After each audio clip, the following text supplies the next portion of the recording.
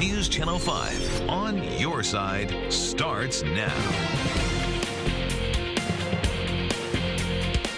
I'm not guilty, and I'm going to defend it, fight it tooth and nail.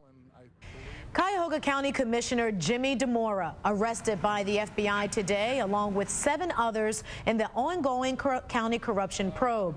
DeMora again asserting he's done nothing wrong. Newsnet5.com was the first to report the arrest of Jimmy DeMora just before 7 this morning. In fact, many local attorneys, Danita, and officials told us they first learned of DeMora's arrest by watching our morning broadcast coverage. We continue team coverage now with a team of reporters. We start with Chief Investigator Ron Regan. Ron? Well, Commissioner DeMora is essentially charged, and this is the bottom line. He's charged with using his public office to enrich himself through a series of bribery and conspiracy schemes. Now, in the courtroom earlier today, DeMora appeared smiling and he was relaxed. But even as he faces spending the rest of his life in prison on these charges, he really came across as a man who didn't have a care in the world. It's a beautiful day in Cleveland, Ohio. Sun shining, and you know, I'm looking forward to finishing out my term as county commissioner. On the steps of the federal courthouse, Jimmy DeMora emphatically declared his innocence. I'm not guilty, and I'm going to defend it, fight it tooth and nail, and I believe that you'll see at the end of the case, once the evidence is produced by our side, that it's a whole lot of people that got in trouble, that made up lies, that were cut deals with the federal government for less jail time, and we will defend our position. And DeMora insists taxpayers were never ripped off. And I really believe that I've done nothing wrong. The audits have shown that taxpayers have not at $1 had any loss of money from any decision that I made with regard to any awards of any business in county government since I've been a commissioner. I've always followed the staff's recommendation. I've always voted for the lowest and best bid, always following the prosecutor's recommendation, and have supported that right along. So I have no reservation or hesitation that there's any problem. And DeMora unloaded on FBI wiretaps. But what all of us should be concerned about is the fact that American citizens have to worry about their phones being wiretapped, their children's phones being wiretapped, their spouses' phones being wiretapped. Any one of you could be getting your phones wiretapped under the Patriot Act, and that's wrong. Now, here's how the charges against DeMora break down. Jimmy DeMora is charged with 14 counts of conspiracy, 4 counts of bribery, 4 counts of mail fraud, 2 counts of conspiracy to commit bribery, 2 counts of making false statements, 1 count of obstruction of justice, and 1 count of destruction of records. Now, that's 28 criminal counts altogether. Commissioner DeMora told me when he was released on bond this afternoon that he has no intentions of stepping down as commissioner. He will take a 1-week leave of absence, but says he intends to stick around and do the job he was elected to do. Now, the criminal corruption probe also extended deep into 2 Cuyahoga County courtrooms as well, and 2 sitting judges. Joining me now is News Channel 5's Paul Kiska with Outside of the Story. Paul. All right, Ron, the Cleveland Bar Association says tonight that judges that are indicted on felonies are immediately and automatically disqualified from the bench. That means many cases will have to be rescheduled over at the Justice Center downtown. Meanwhile, both judges involved with this federal case tonight say they are not guilty. I never thought that this investigation would include me. At this very minute, just after 5, Judge Bridget McCafferty was supposed to be attending a fundraiser in her honor at the Harp Restaurant. The fundraiser was canceled after McCafferty was arrested by FBI agents. McCafferty's courtroom sign at the Justice Center was lit up as court in session. So was a sign at Judge Stephen Terry's courtroom across the hall on the 21st floor of the Justice Center. Terry was arrested at his home. All cases both judges were to hear today had to be rescheduled.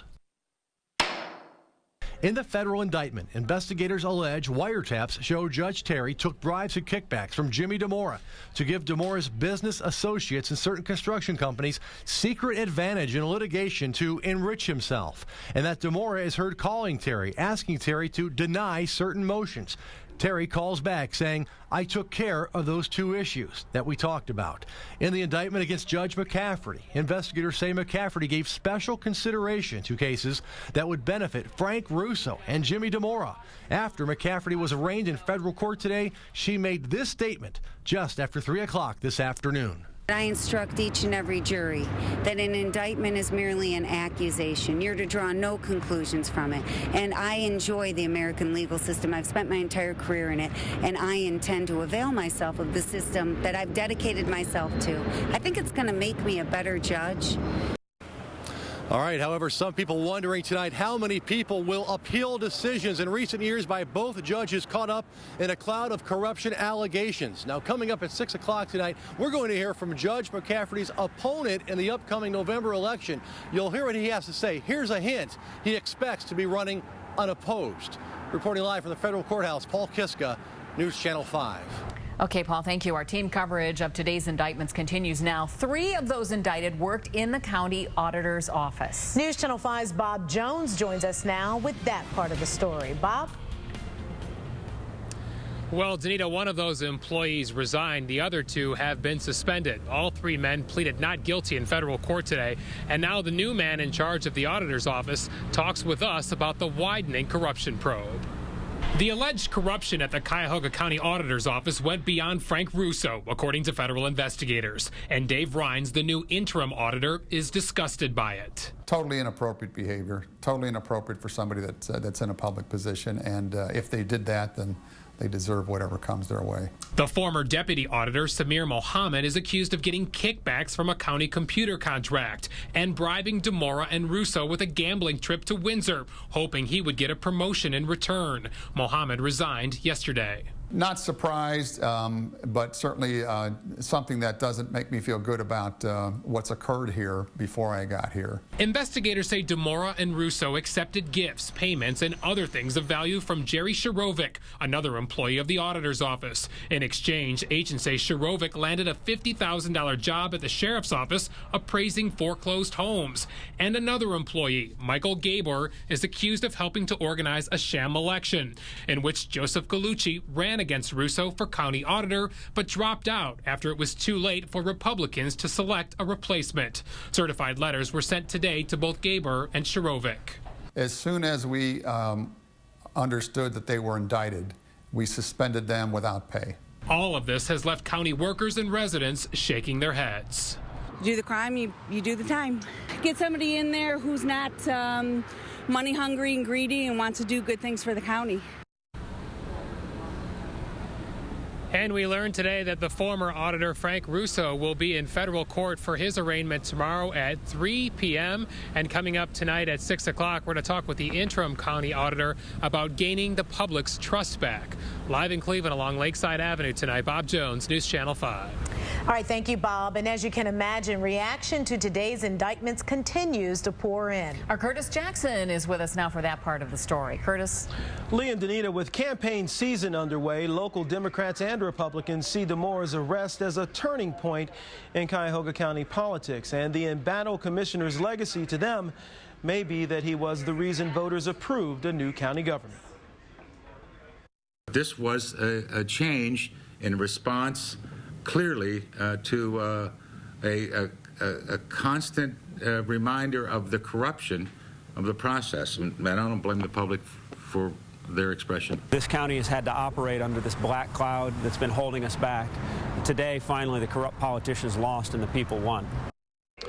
With DeMora's arrest today, both sides are claiming a familiar political mantle, reform.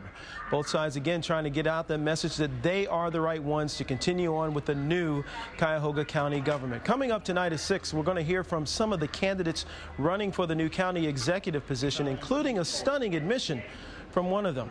Live in the newsroom, Curtis Jackson, News Channel 5.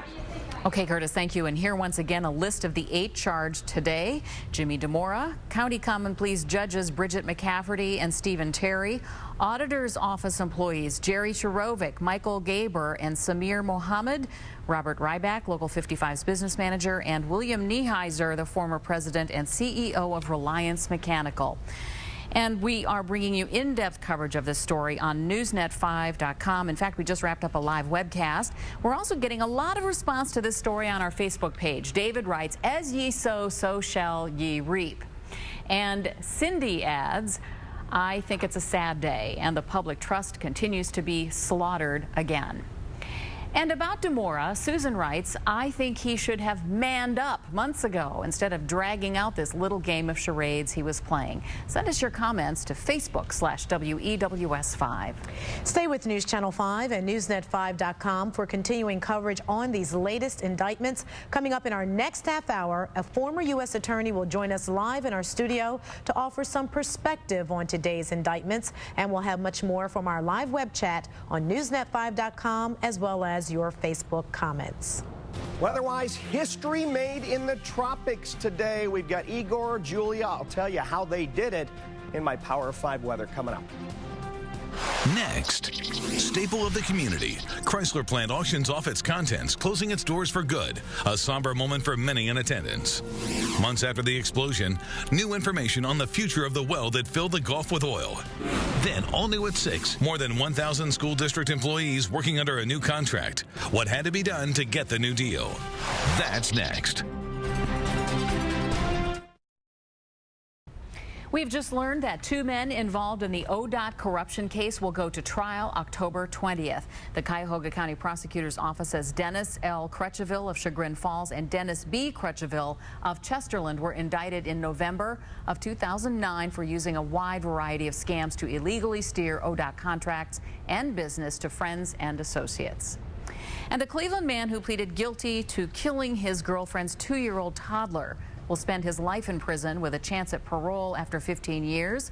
Angel Camacho was sentenced today. Prosecutors said he beat the toddler to death back in June of 2009. A Cleveland police officer is recovering tonight after being struck by 2 cars while directing traffic. It happened late last night on the city's west side while the officer was working off duty, and one of the drivers did not have a license. News Channel 5's Ted Cortan says non-licensed drivers are becoming a growing problem. Last night's incident happened on Denison Avenue near Ridge Road just before 11 p.m. Today you can see police tape marking the scene. I'm told the officer was here on Denison Avenue working traffic control, trying to help cars get out of this bingo hall parking lot when he was struck. The officer was first hit by a driver under suspension heading eastbound. That impact threw him into the westbound lanes where he was struck again. The first driver was arrested. Somebody striking a cop. David Knox was at the scene. Total ignorance of the law and disrespect for the law. It's the 3rd serious accident involving drivers without valid licenses in the past 3 days. Yesterday, an unlicensed driver was involved in this fatal crash on I-480. And on Monday, a driver under suspension crashed through a bus stop, injuring 2 people. There's a disregard for the law. Cleveland Municipal Court Judge Emanuela Grove says dealing with invalid drivers is a growing part of her daily caseload. At least 20% of those cases involve the person driving without the privilege to do so, either not having a valid driver's license or driving while their license is suspended. Grove says lawmakers are working to toughen penalties on offenders and those who allow them to drive. You can go to jail for 6 months. You can be fined up to $1,000. Your license may be subject to suspension. Driving is a privilege. It's not a right. On your side in Cleveland, I'm Ted Cortan, News Channel 5. Officials also urge anyone driving without a valid license to contact the Cleveland Traffic Intervention Program, which can help them obtain a legal one. The number for the Cleveland TIP program is 216-664-4458.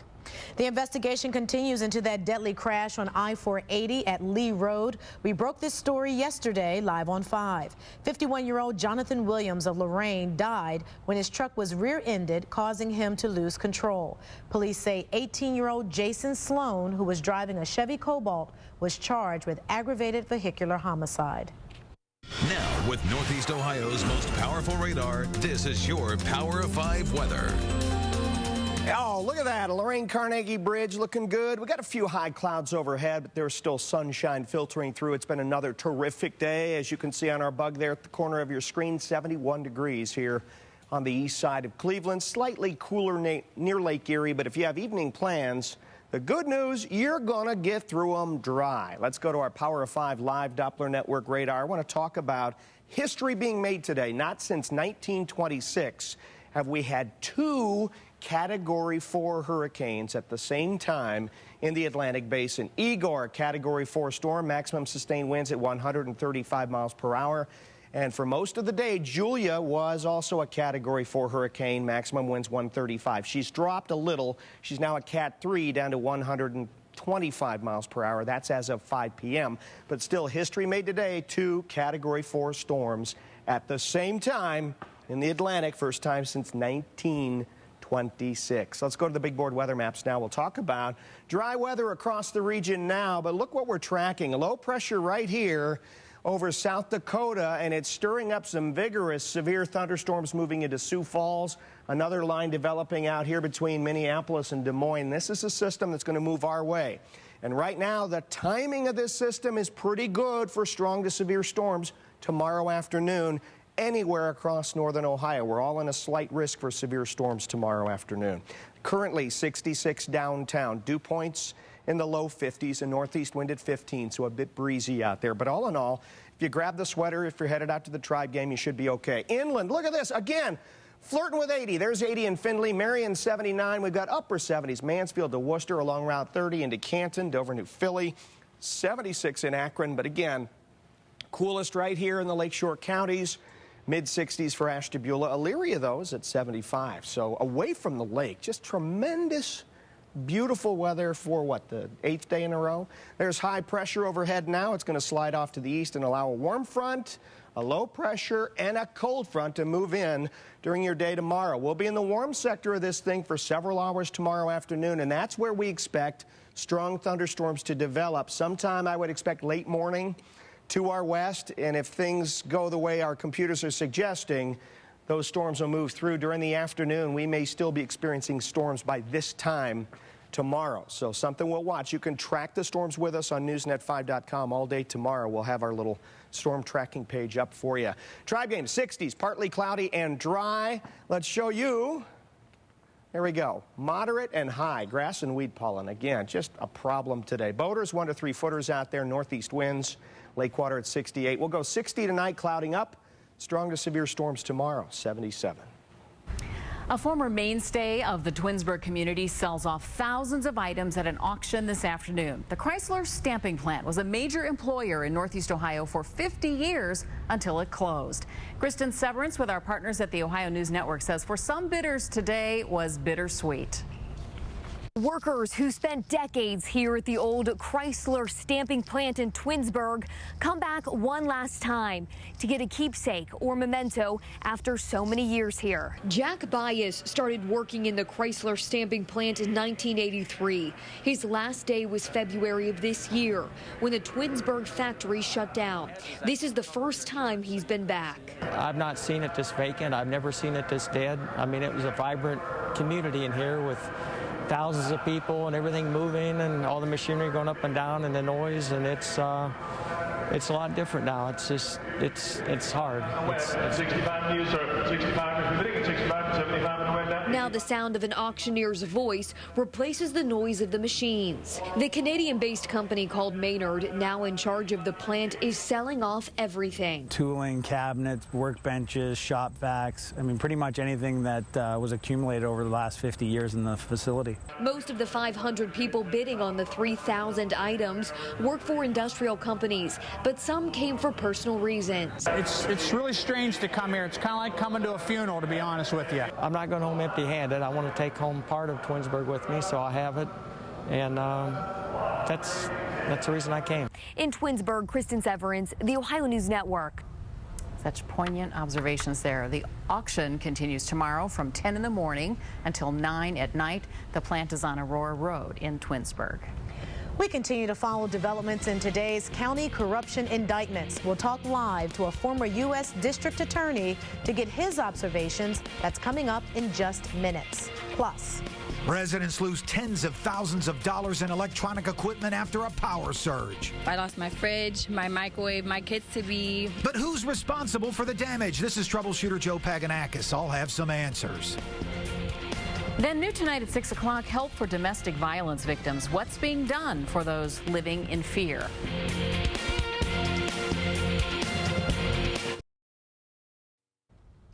The American hiker just released from an Iranian prison is now resting in Oman. Sarah Short, who is believed to be suffering from cancer, was released yesterday after more than 13 months in prison.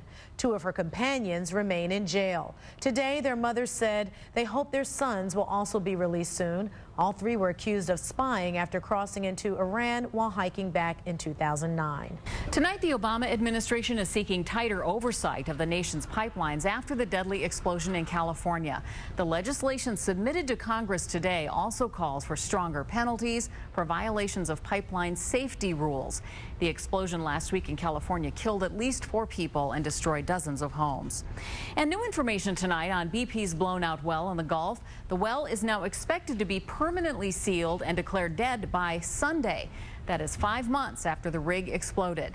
Meanwhile, the government continues to monitor the oil that remains in the Gulf. Weather-wise, big thunderstorms beginning to develop. They're moving your way. We'll talk about the threat for severe weather and where the enhanced chance for storms will be tomorrow. Find out coming up. Next. I'm trying to help all of these residents. They lost thousands of dollars in appliances and electronic equipment due to a power surge that came through these wires. What if this happens to you? I'm troubleshooter Joe Paganakis. I'll have the answer coming up.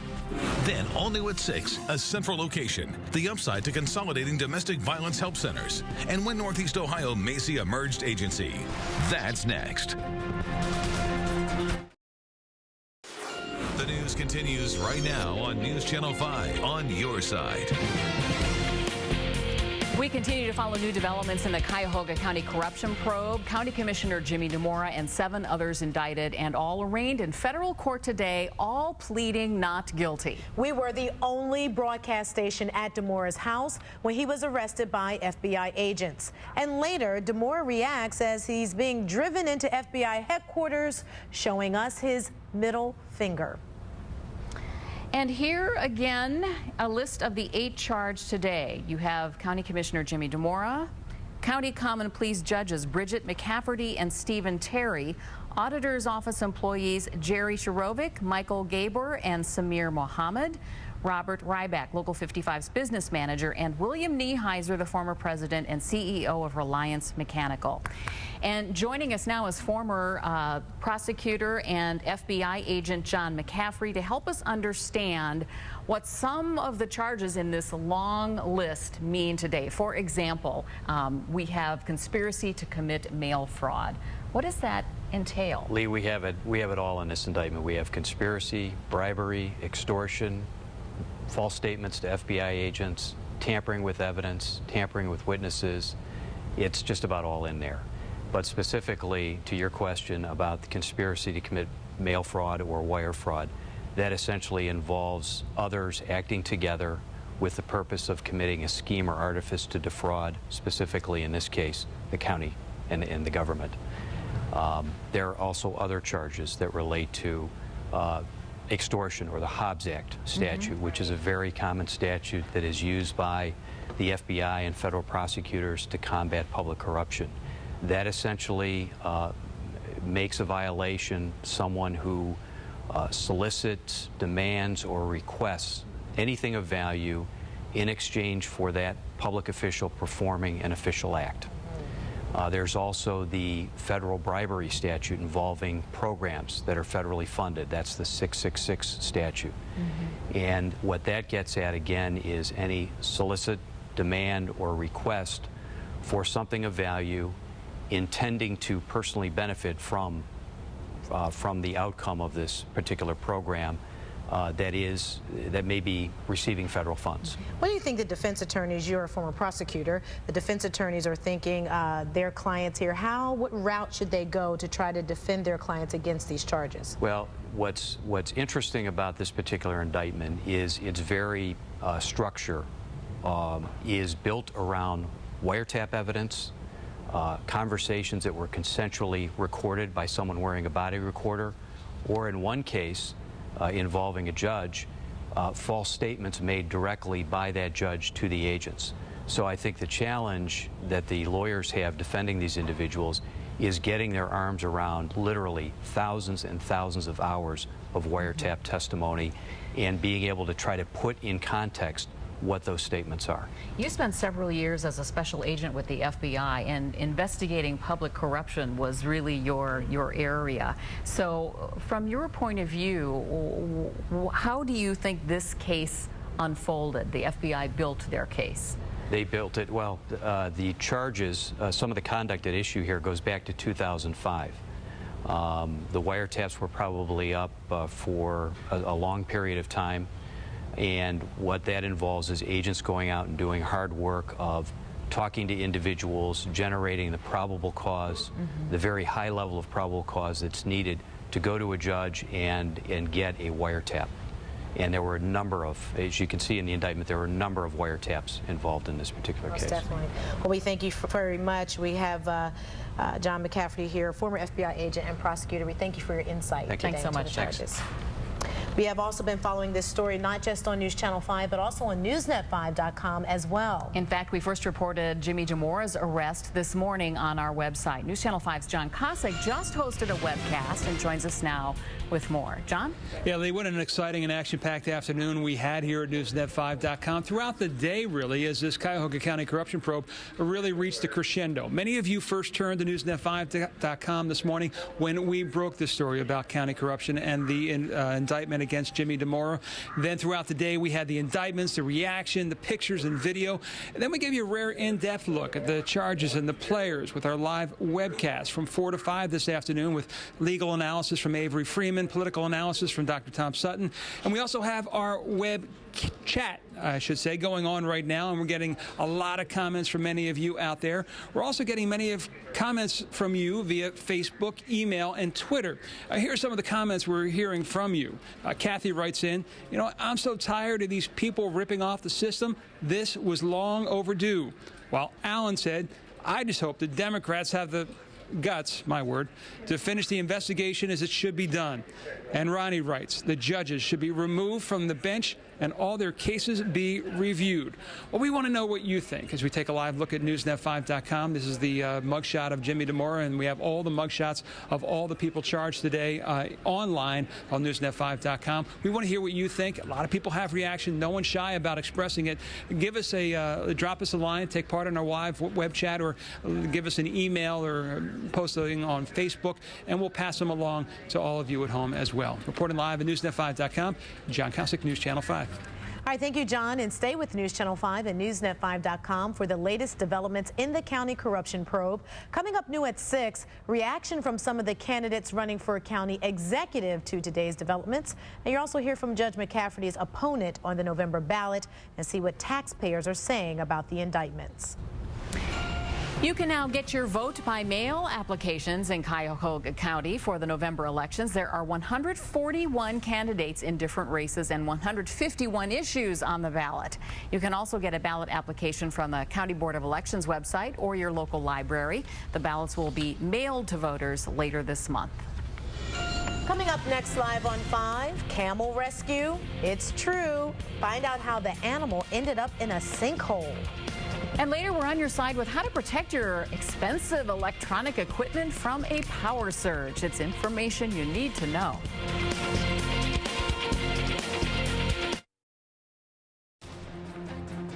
Oregon firefighters got an unusual call. A 1,500-pound camel named Moses needed to be rescued.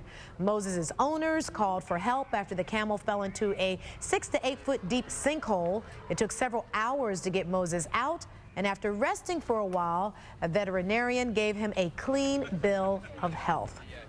And whales were drawing attention off the coast of Southern California today. Take a look. A pod of migrating blue whales spotted frolicking in the Pacific Ocean. 10 to 15 of the massive mammals believed to be on their fall migration, heading for the warmer waters off Baja, Mexico. Longtime NBC correspondent Edwin Newman has died. Newman did political and foreign reporting for NBC News programs for 34 years. He also wrote the bestsellers Strictly Speaking and A Civil Tongue, which dealt with the proper use of the English language. Edwin Newman was 91. Changes for the OnStar safety system. Details next. And who pays if a power surge fries some of your precious electronic equipment? We're on your side with the answer. Plus, an Ohio college gets a top honor. See why Kenyon College is now known worldwide as Live on 5 continues. And these storms here on the Power of 5 are moving your way. I'm going to show you where the best chance in the entire country for severe storms is tomorrow. Don't go away. Stick around. All new at 6. A central location, the upside to consolidating domestic violence help centers, and when Northeast Ohio Macy a merged agency. More than 1,000 school district employees working under a new contract. What had to be done to get the new deal? Coming up.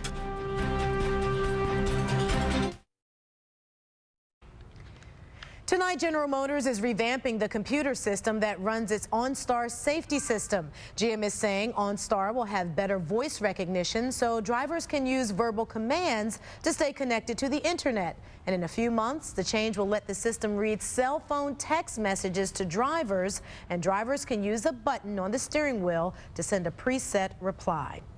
If you're upset, Lee, what are you going to do about this? Well, with all the fees added on to the cost of an airline ticket, there's something you can do about it because September 23rd, mark it on your calendar, is Mad as Hell Day.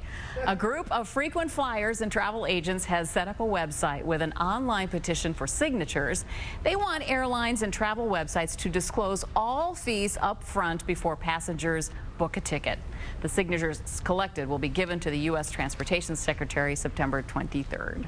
The first place to turn during severe storms. This is your Power of 5 weather. Am I going to get in trouble if I respond to that Mad as Hell Day? Oh, okay. All right, I'm not going to do it. Here we go. Power of 5. Power of 5 live Doppler network radar. These are the current temps out there. Another comfortable afternoon across northern Ohio. We've got 60s up here in the northeast corner and right along the lakeshore, but lower and middle 70s elsewhere. Just tremendous weather for whatever you want to do outside this evening. Here's your wider view on the Power of 5. 5 live radar scanning the skies. Not seeing any rain here, but we are going to change all that. All right, here's what's taking place.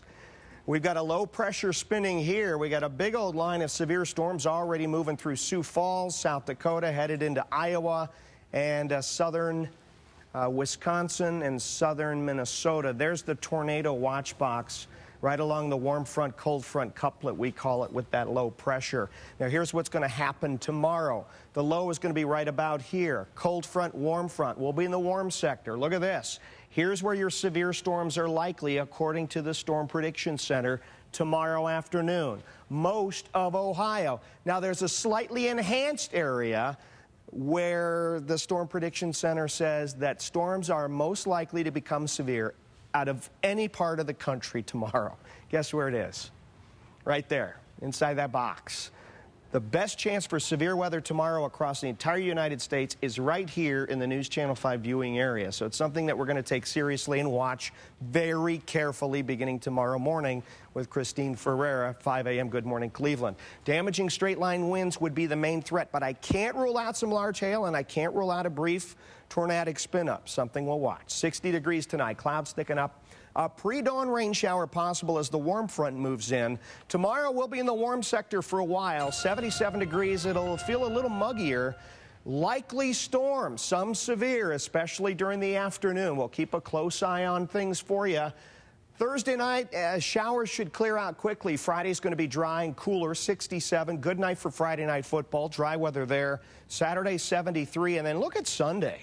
Spotty rain showers and only 62 degrees. Monday back into the middle 60s, and by the middle part of next week, 78-degree readings. If you want to read all about the hurricanes, I've got a new blog article on newsnet5.com. Log on, click on the weather page, and read about the history made today with Julia and Igor. Thanks, Mark. Power surges cost Northeast Ohio consumers tens of thousands of dollars in lost electronic equipment every year. These surges have been reported all over the News Channel 5 viewing area over the past 3 months. But what can consumers do to prevent damage? And are power companies responsible for the losses? 5 On Your Side troubleshooter Joe Paganakis has answers. A power company is only responsible for the damage if it can be proven that power company employees were aware of faulty equipment before the surge. That's not easy to prove. That's why you must take steps to protect all your electric appliances. and I seen the fire coming from the line, and I just started screaming, "Girls, get in the house, get in the house." Kathy Dugan and a group of Westside Cleveland residents set the scene after they say a July 28th power surge came through these lines and fried tens of thousands of dollars in electronic equipment in more than a dozen homes. I lost my fridge, my microwave, my kids' TV, my TV, my computer. And the fire was just shooting down. I was watching it branch off to each house. And then I got scared. I ran in the house. Everything just to my ceiling fan started going crazy. Naturally, residents reported their piles of shorted out equipment to First Energy. Crews responded quickly to restore power and assess the damage. But 2 days later, neighbors received this rejection letter. First Energy would not pay to replace their items, even though it admits faulty equipment caused the surge. They're not going to be responsible for any losses. They says they have a ruling that they don't cover losses. Did you appeal this? I called back. 5 on Your Side also called back and asked for an appeal on this case, but First Energy still denied the claim, citing PUCO regulations that a power company is only responsible if the surge was caused by a willful act of maintenance negligence by a company employee. We're trying to get help, get our stuff reimbursed, get our stuff back. That's all I want. I don't want nothing else. Just want the stuff back that we lost. That's it. Now, when selecting surge protectors, the BBB recommends buying one with at least a 400 joules rating. Make sure your home is properly grounded, especially if it's an older home. Hire a qualified electrician to check your house and review your homeowner's insurance coverage to determine if you're properly protected. Now, coming up at 6, our team coverage continues. Consumer reporter Jen Strathman shows us how local power companies are thinking about offering surge protection insurance. I'm troubleshooter Joe Paganakis. Thank you, Joe. Cleveland School District employees come to an agreement. The details on their new contract is all new at 6. Also all new at 6, help is near. Domestic violence victims will soon have somewhere to go to get more help. And a local college is named the most beautiful college campus in the world. We'll see why next, live on 5.